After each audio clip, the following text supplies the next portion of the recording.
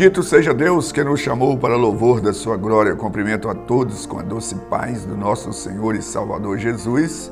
E é com alegria que estamos chegando até você com mais um programa Mensagem de Vida. O nosso tema hoje, o dia da salvação. Eu quero compartilhar com você essa palavra. Antes, porém, eu quero convidar você a estar conosco em uma de nossas reuniões. Todas as terças-feiras, às 19h30, nós reunimos no culto de oração. Na quarta-feira, às 15 horas, nós temos também o culto de oração. Na quinta-feira, nós reunimos nos lares, que são as células. No sábado, às 19h30, o culto de adoração a Deus. No domingo, nós reunimos em 2 horários, sendo que às 9 horas é o culto de ensino das Sagradas Escrituras e às 19 horas o culto de celebração a Deus. Fica aí o nosso convite, é sempre uma alegria receber pessoa como você em uma de nossas igrejas. Como eu já anunciei, eu quero pensar com você sobre este tema, o dia da salvação. Eu quero compartilhar com você uma palavra no texto que encontra registrado no Evangelho de Jesus, segundo Lucas, capítulo 4, a partir do verso 14, que diz assim: Então Jesus, no poder do Espírito, regressou para a Galiléia, e a sua fama correu por toda a circunvizinhança, e ensinava na sinagoga, sendo glorificado por todos. Indo para Nazaré, onde fora criado, entrou no sábado na sinagoga, segundo o seu costume, e levantou-se para ler. Então lhe deram o livro do profeta Isaías, e abrindo o livro, achou o lugar onde estava escrito: O Espírito do Senhor está sobre mim, porque me ungiu para evangelizar os pobres, enviou-me para proclamar libertação aos cativos e restauração à vista ao cego, para pôr em liberdade os oprimidos, e apregoar o ano aceitável do Senhor. Tendo fechado o livro, devolveu o assistente e sentou-se, e todos na sinagoga tinham os olhos fitos nele. Então passou Jesus a dizer-lhe: Hoje se cumpriu a escritura que acabais de ouvir. E todos lhes davam testemunho e maravilhavam das palavras e da graça que lhe saía dos lábios, e perguntavam: Não é este o filho de José? Esse texto que eu acabo de ler aqui, aliás, eu li uma parte dele porque ele segue falando como foi a reação dessas pessoas quando Jesus diz que era o ano aceitável da salvação. E nós temos como tema aqui hoje, essa colocação, o dia da salvação, que é hoje. Mas Jesus, ele chega diante daquelas pessoas, ou melhor, naquele recinto, na sinagoga, e é passado para ele o livro e o profeta Isaías que ele estava lendo, e ele compartilha com eles e fala que hoje, no verso 19, assim: apregoar o ano aceitável do Senhor, o ano da salvação, ou seja, que estava abrindo, cumprindo. E ele diz o seguinte: hoje se cumpriu essa escritura que acabais de ouvir.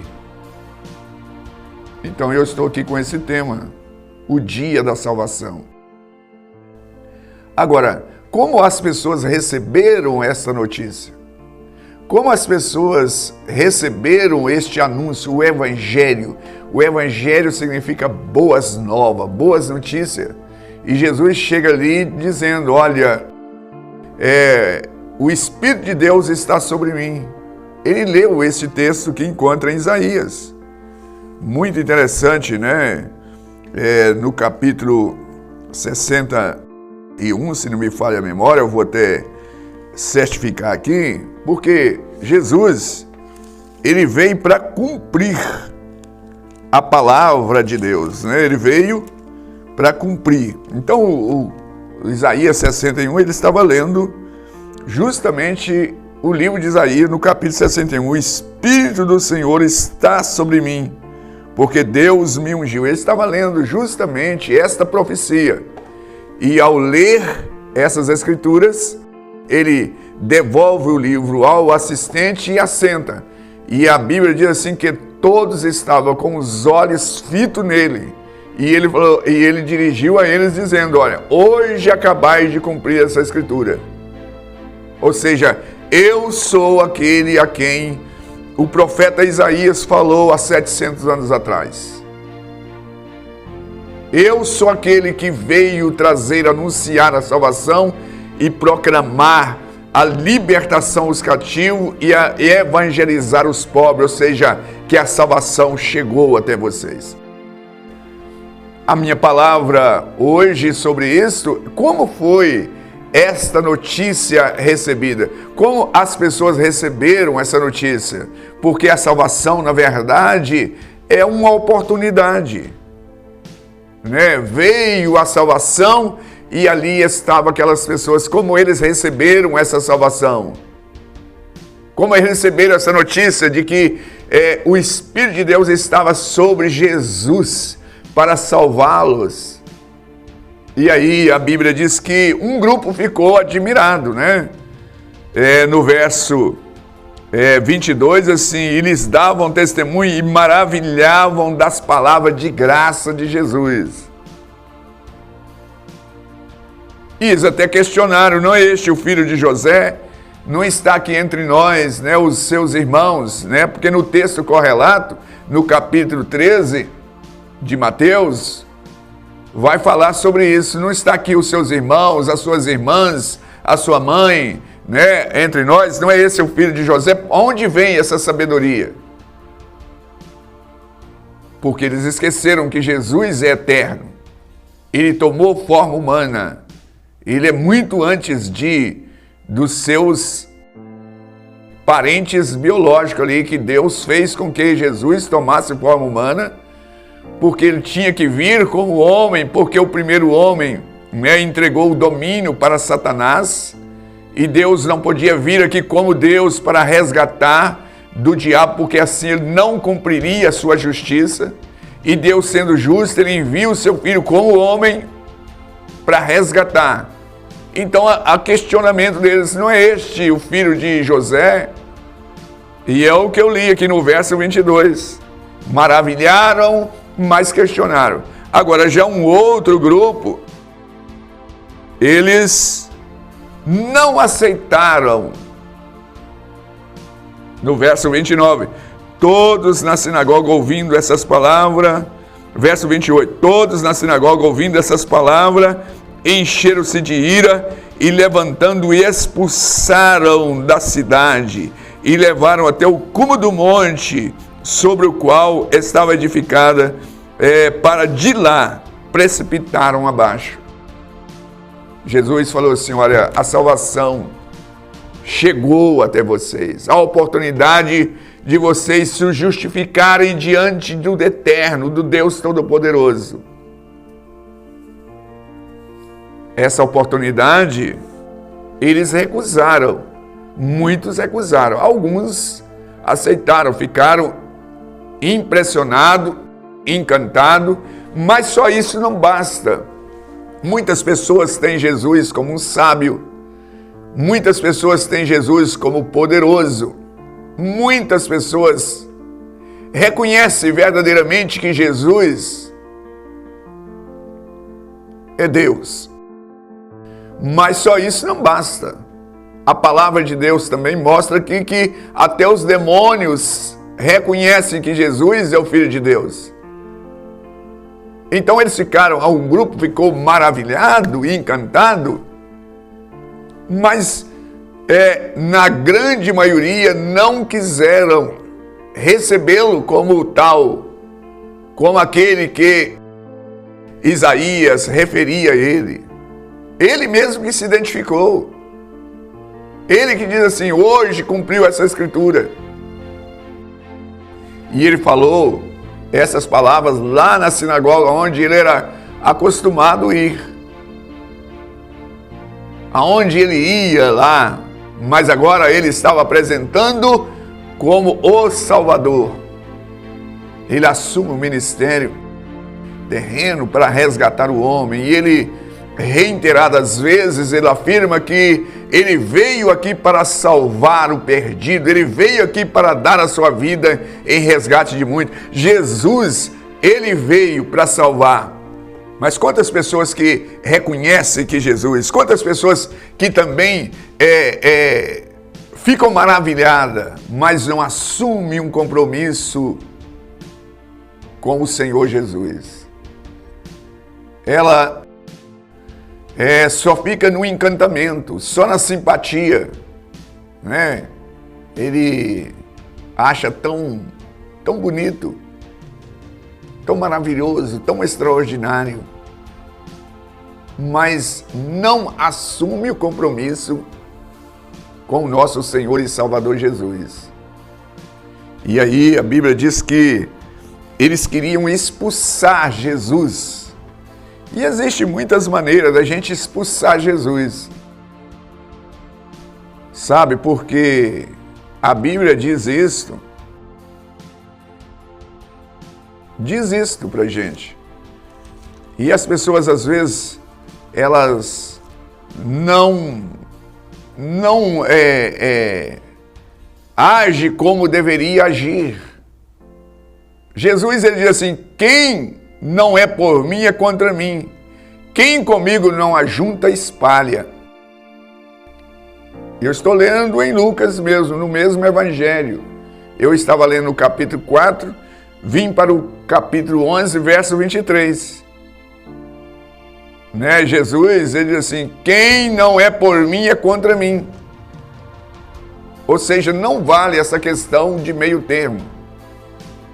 Não tem como manter a neutralidade. A pessoa que quer ser neutro, não fazer opção nem de um lado do outro, já está do lado da oposição a Cristo, porque quem comigo não ajunta se espalha. Então muitas dessas pessoas declararam a sua revolta contra aquele que veio para dar a salvação, que este versículo que eu li, apregoar o ano aceitável do Senhor, isso compete a pessoa aceitar ou rejeitar. A pessoa querer e não querer. E Jesus, ele veio anunciando a vida eterna e proclamando a salvação, mas houve pessoas que reconheceram, mas eles quiseram expulsá-lo.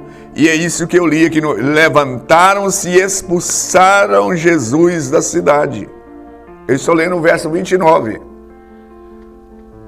E aí você pode pensar assim: como pode isso? Como rejeitar Jesus?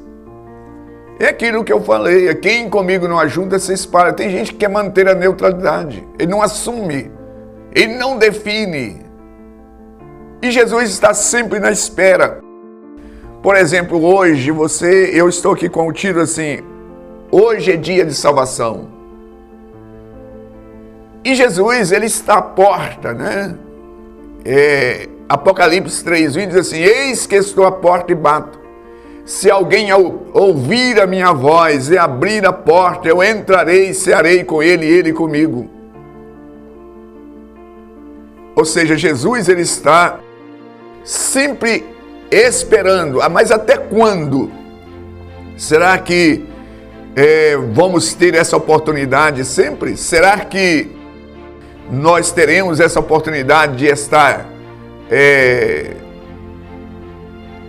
ouvindo esse chamado, de expondo? Ou nós vamos manter a neutralidade ou vamos expulsar Jesus? Então, a salvação é para quem quer, é aceitável. O ano aceitável da salvação é chegado até vocês. O que Jesus estava dizendo é chegado, ele veio para curar. Jesus, a Bíblia diz assim, que ele não fez muitos milagres lá na terra dele por causa da incredulidade das pessoas. Ou seja, não foi criado um ambiente para operar os sinais de Deus. Ou seja, se eu não quero, não tem como Deus querer para a gente. Se tem uma coisa que Deus não faz, e não faz de maneira alguma, é querer para a gente, crer para a gente. E eu estou aqui te dizendo que hoje é a oportunidade de dar uma mudada na vida, porque o Evangelho chega transformando. Jesus, ele falou, o Espírito de Deus está sobre mim, me enviou para evangelizar, proclamar libertação aos cativos. Muitas pessoas que aceitam o Evangelho, a vida dela é mudada pelo poder do nosso Senhor e Salvador Jesus. Mas há uma necessidade da pessoa desejar e querer, porque Jesus não é um entrão, ele não vai invadir a vida da pessoa. Ele precisa de dar boas-vindas. E nesse lugar nós estamos observando, na sua própria terra, ele foi expulso por ele dizer que essa escritura estava cumprindo. E eu estou te dizendo que a salvação é para hoje, não é para amanhã. Nós não sabemos o que vai ocorrer conosco no amanhã. Portanto, eu deixo essa palavra para você meditar. Essa é a verdade, o Evangelho. Pai Santo, eu me dirijo a Ti em oração. Suplico por cada uma destas pessoas que estão assistindo esta palavra, que o Senhor possa manifestar o Teu poder, a Tua graça sobre cada um deles. É a minha súplica em Cristo Jesus, o Senhor. Amém. Graças a Deus. Graças a Deus. Estamos chegando ao final de mais um programa. Eu aguardo você no próximo. Igreja Batista Renascer, uma mensagem de vida.